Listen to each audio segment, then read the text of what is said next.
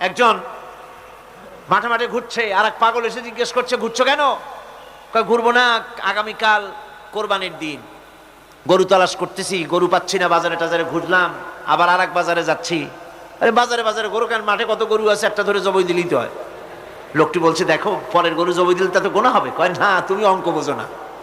গরু জারি হোক, কোরবানির দিনে গরু জবাহ যদি করো তাহলে সওয়াব তো একটা হবে। কোরবানি উপলক্ষে জবাহ করছে, একটা সওয়াব পাবা না? তো কোরবানির জন্য একটা সওয়াব হবে, আর চুরির জন্য অবশ্যই একটা পাপ হবে। কোরবানি যখন দিবা তো কোরবানির সওয়াব আর চুরির পাপ ভগ্নাংশের মতো কাটাকাটি হয়ে যাবে, গোশত খাবা ফাও। তো মানুষের অবস্থা তো তাই হয়েছে। মানুষের অবস্থা হয়েছে, শবে বরাতে সারা রাত জাগবো, কান্দাকাটি করব, ফাও ফাও গুনাহ মাফ হয়ে যাবে, আর গোশত রুটি তো আছেই, যদ্দূর পারলাম খাইলাম। পরের দিন টু ফুর্তি, নো চিন্তা। নাউযুবিল্লাহি মিন যালিক। এই কান্দারও দাম নাই।